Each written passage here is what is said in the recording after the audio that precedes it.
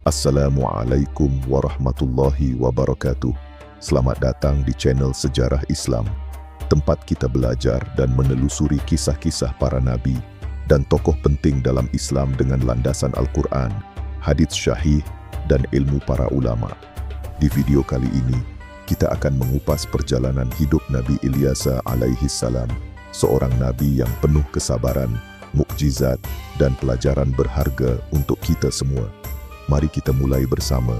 Semoga Allah memberikan kita pemahaman dan hidayah dalam menyimak kisah ini. Aku tidak sendirian. Masih ada segelintir orang-orang saleh, mereka yang tetap menjaga keimanan meski hidup dalam lingkungan yang rusak. Merekalah yang Allah sebut dalam firman-Nya. Dan ingatlah Ismail, Ilyasa, dan Zulkifl. Mereka semua termasuk orang-orang yang paling baik. Al-Quran Surat Syad ayat 48. Merekalah para penjaga sisa-sisa kebaikan. Di tengah gelapnya penyimpangan Bani Israel, mereka seperti pelita.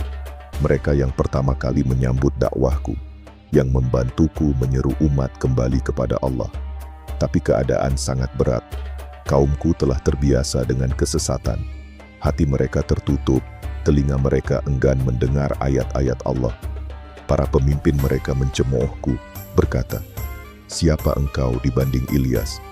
Bahkan dia pun gagal mengubah kami." Tapi aku tidak gentar. Aku tidak datang membawa kekuatan dunia. Aku datang membawa wahyu. Aku datang membawa tauhid.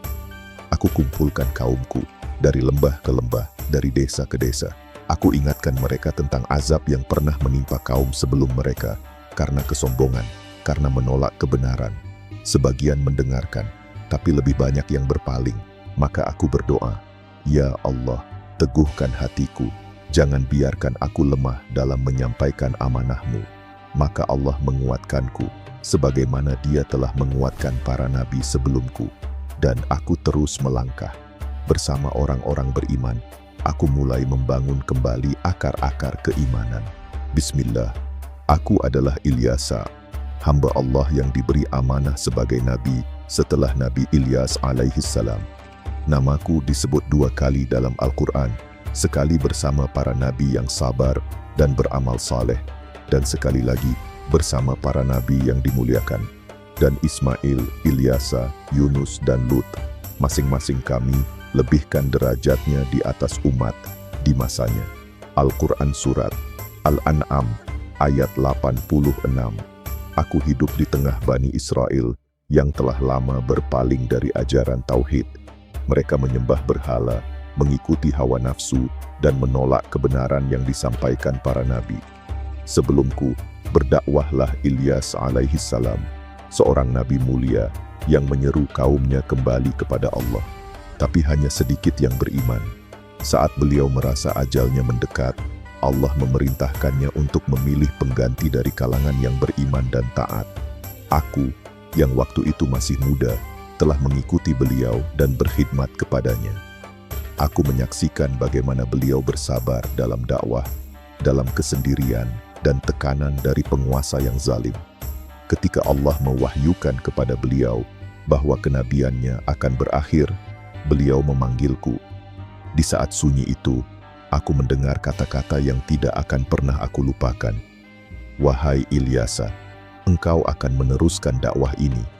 Sampaikan kepada Bani Israel bahwa Allah masih memberi mereka kesempatan." Dengan hati penuh haru dan jiwa yang berguncang, aku menerima amanah itu. Aku tahu jalan ini tidak mudah, tapi aku telah melihat bagaimana seorang nabi hidup, dan aku tahu bahwa pertolongan Allah selalu dekat. Maka, dengan izin Allah, aku diangkat menjadi nabi, dan dimulailah tugasku, menyeru umat yang keras kepala, memperbaiki kerusakan yang telah lama tertanam. Tapi belum lama kami melangkah, tantangan itu datang. Para penguasa yang zalim merasa terusik. Mereka takut kekuasaan mereka runtuh jika rakyat kembali kepada Allah. Maka mereka mulai menekan. Larangan demi larangan dikeluarkan. Dakwahku diawasi, pengikutku diancam. Mereka menyangka aku akan berhenti.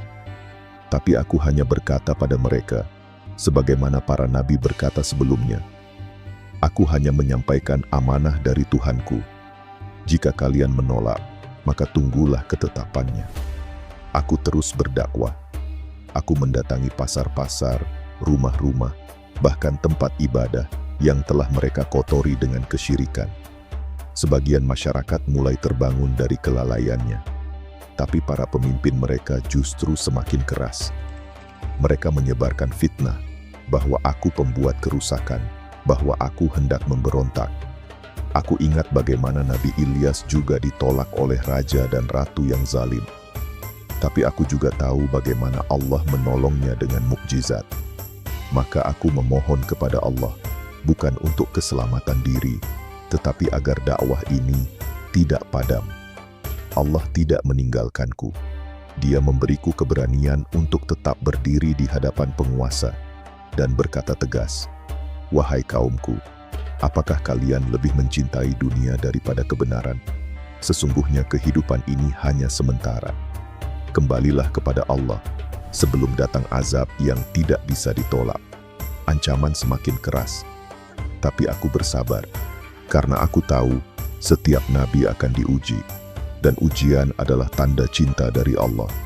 Maka aku katakan pada pengikutku, bersabarlah, pertolongan Allah itu dekat, dan benar, pertolongan itu datang, bukan dari bumi, tetapi dari langit. Ketika penolakan semakin menggila, dan fitnah terhadap kami menyebar luas, Allah memberi kami perlindungan yang tidak bisa dijelaskan oleh akal kaumku.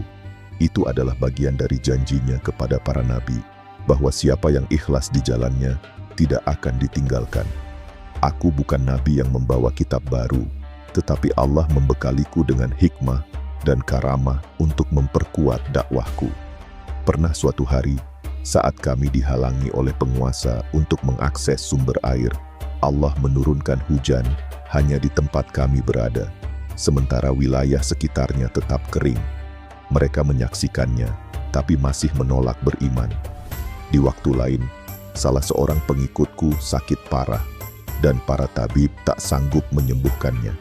Aku berdoa kepada Allah dengan keyakinan penuh, lalu ia sembuh dengan segera, bukan karena aku, tetapi karena izin Allah.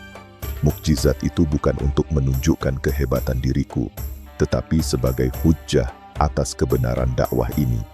Tapi seperti yang dialami para nabi sebelumnya, sebagian hati mereka tetap membatu. Allah menguatkanku dengan ayat-Nya. Dan sesungguhnya kami telah memberikan karunia kepada Ilyasa. Dia termasuk orang-orang pilihan. Tafsir dari Al-Quran Surat Sad-Daw ayat 48. Maka aku tetap berdiri. Bersama para pengikut yang setia, kami terus melanjutkan dakwah. Bahkan ketika banyak di antara kami dicemooh dan dimusuhi. Tapi mukjizat yang paling besar bukanlah hujan, bukan pula kesembuhan. Mukjizat terbesar adalah ketika hati yang keras mulai melembut, ketika orang yang dulunya memusuhi mulai bertanya dengan jujur, mulai membuka dirinya pada kebenaran.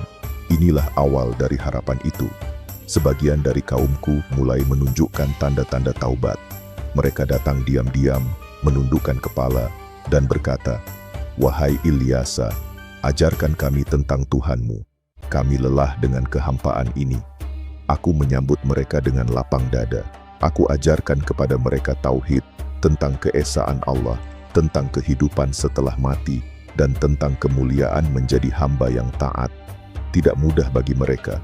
Mereka harus meninggalkan kebiasaan lamanya, menyembah berhala, ikut-ikutan tradisi jahiliyah, dan tunduk pada tekanan penguasa. Tapi aku tahu, setiap langkah kembali menuju Allah adalah perjuangan yang berat. Aku ajarkan kepada mereka kisah para nabi sebelumku, tentang Nuh yang bersabar berabad-abad, tentang Ibrahim yang menghancurkan berhala kaumnya, dan tentang Musa yang melawan Fir'aun. Hati-hati yang dulu mati, perlahan-lahan mulai hidup. Dan saat itu, aku merasa bahwa dakwah ini mulai menumbuhkan tunas-tunas baru. Tapi perubahan ini tidak disukai oleh para penguasa. Mereka melihat semakin banyak rakyat yang mulai berpaling dari sistem batil mereka. Maka tekanan pun kembali datang. Lebih keras, lebih kasar, lebih terencana. Tapi kali ini, kami sudah tidak sendiri. Jumlah orang yang beriman bertambah. Aku kumpulkan mereka dan berkata, "Bersabarlah, tetaplah di atas jalan yang lurus. Jangan biarkan kebenaran ini padam oleh ancaman." Dan kami terus berdakwah, karena kami yakin, bila satu hati bisa kembali kepada Allah, maka harapan untuk umat ini belum hilang.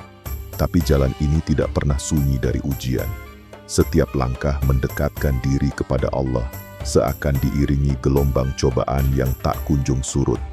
Ada di antara para pengikutku yang ditangkap, dipenjara, bahkan disiksa.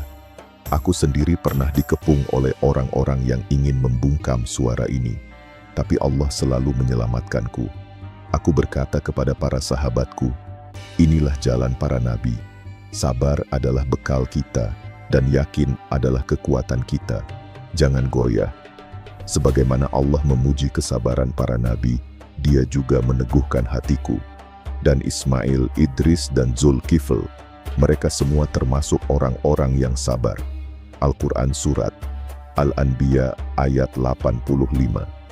Maka aku menundukkan hatiku di hadapan Allah, mengadu dalam sujud yang panjang, menangis dalam doa yang hening. Aku tahu, kemenangan bukan urusanku. Tugasku adalah menyampaikan. Hari demi hari berlalu. Sebagian umat mulai menunjukkan perubahan nyata. Mereka meninggalkan berhala, mulai mendirikan salat, dan menegakkan keadilan di antara keluarga mereka. Tapi sebagian lain tetap dalam kekafiran dan kesombongan. Mereka berkata, "Ilyasa hanya membuat keributan. Apa yang ia bawa tidak memberi kami kekuatan atau kekayaan." Aku jawab, "Apa gunanya kekuasaan bila kalian dimurkai oleh pencipta kalian? Bukankah lebih baik menjadi orang yang hina di mata manusia, tapi mulia di sisi Allah?" Dakwah ini terus berjalan. Ujian datang silih berganti. Tapi kami tidak berhenti, karena kami tahu Allah sedang membentuk kami agar menjadi umat yang layak menerima rahmat-Nya. Dan itulah kemenangan sejati, meskipun tidak selalu tampak oleh mata. Kemenangan dalam dakwah bukan diukur dari jumlah pengikut, bukan pula dari berapa banyak wilayah yang dikuasai. Kemenangan adalah ketika hati kembali kepada Allah, ketika tauhid berdiri tegak, meski dalam kesunyian. Aku menyaksikan sendiri bagaimana orang-orang yang dulunya keras kepala, akhirnya menangis dalam salat. Aku lihat keluarga yang dulunya hidup dalam syirik, kini hidup dengan Alkitab dan doa. Inilah buah dari kesabaran. Inilah kemenangan yang dijanjikan bagi orang-orang yang ikhlas. Tapi kemenangan itu tetap dijaga oleh ujian. Sebab setiap keberhasilan dalam dakwah sering diikuti dengan ujian keimanan. Sebagian orang mulai menginginkan hasil duniawi. Mereka berkata, "Jika kita sudah kembali kepada Allah, mengapa negeri ini belum berubah? Mengapa para pemimpin yang zalim masih berkuasa?" Maka aku jelaskan kepada mereka bahwa perubahan hakiki bukan diawali dari tahta, tapi dari hati. Dan tugas para nabi bukan menaklukkan istana, tapi menyelamatkan jiwa. Aku katakan kepada mereka, jangan tergesa-gesa. Allah tidak lalai terhadap apa yang mereka lakukan. Setiap kezaliman akan dibalas, dan setiap kebaikan akan diberi pahala. Maka kami tetap berdakwah, dengan sabar, dengan ilmu, dengan doa yang tak pernah putus. Dan dalam malam-malam yang sunyi, aku memohon kepada Allah, "Ya Rabbku, jika Engkau takdirkan umat ini mendapat petunjuk, maka kuatkan mereka. Dan jika tidak, maka selamatkan kami dari fitnah mereka." Doa itu adalah bekalku ketika aku mulai merasakan bahwa tugasku sebagai nabi telah mendekati akhir. Tidak karena dakwah ini telah selesai, tapi karena waktuku di dunia ini kian singkat. Aku tidak mengetahui dengan pasti kapan ajal akan datang, tapi aku tahu tanda-tandanya. Tubuh ini mulai melemah, namun hatiku semakin tenang, sebab aku menyaksikan buah perjuangan itu. Masih ada generasi yang teguh yang akan melanjutkan risalah ini. Aku kumpulkan mereka, para penerus yang Allah lembutkan hatinya, yang tidak terikat oleh dunia, yang hanya berharap wajahnya. Aku katakan kepada mereka, Jangan bangga dengan pencapaian. Banggalah jika kalian tetap istiqomah. Sebab musuh terbesar bukan hanya kekufuran di luar, tapi kelalaian di dalam diri. Aku ajarkan kepada mereka apa yang diajarkan oleh Nabi Ilyas kepadaku dahulu, tentang kesabaran, tentang keteguhan, dan tentang tanggung jawab menjaga risalah meskipun tak dipuji dan tak disanjung. Aku tidak wariskan istana, tidak tinggalkan harta, tapi aku wariskan keteladanan, keimanan, dan keyakinan bahwa siapapun yang jujur dalam menolong agama Allah pasti akan ditolong. Umatku kini tahu bahwa Nabi bukan untuk disembah, tapi untuk diikuti. Maka aku tanamkan dalam hati mereka bahwa setelah wafatku, Allah tetap hidup, wahyu tetap dijaga, dan kebenaran tetap akan menang, walau dunia mengabaikannya. Dan aku pun bersiap, bukan untuk berhenti, tapi untuk kembali kepada Rabb yang telah memilihku, membimbingku, dan memuliakanku. Namun sebelum aku berpulang, aku titipkan wasiat ini kepada umat yang kucintai, wasiat yang kuharap menjadi pegangan mereka saat aku tiada. Aku berkata, wahai umatku, tetaplah berpegang pada tauhid, jangan sekali-kali kembali kepada kesyirikan yang telah merusak nenek moyang kita. Jadikan Al-Quran sebagai penuntun hidup dan sunnah sebagai cahaya jalan. Janganlah kalian terpesona oleh gemerlap dunia, karena dunia hanyalah ladang ujian. Ingatlah bahwa kehidupan akhirat adalah tujuan hakiki. Jaga persatuan dan saling menasihati dalam kebaikan dan kesabaran, karena dengan itulah kekuatan umat akan terjaga. Dan jangan takut menghadapi penindasan. Ingatlah, Allah bersama orang-orang yang sabar dan ikhlas. Aku berpesan agar mereka melanjutkan dakwah dengan keteguhan dan kesederhanaan, menghindari keangkuhan dan permusuhan. Karena sesungguhnya, dakwah adalah amanah yang harus dijaga dengan segenap jiwa dan raga. Saat waktu itu tiba, aku serahkan diriku sepenuhnya kepada Allah, dengan hati yang lapang dan jiwa yang tenang.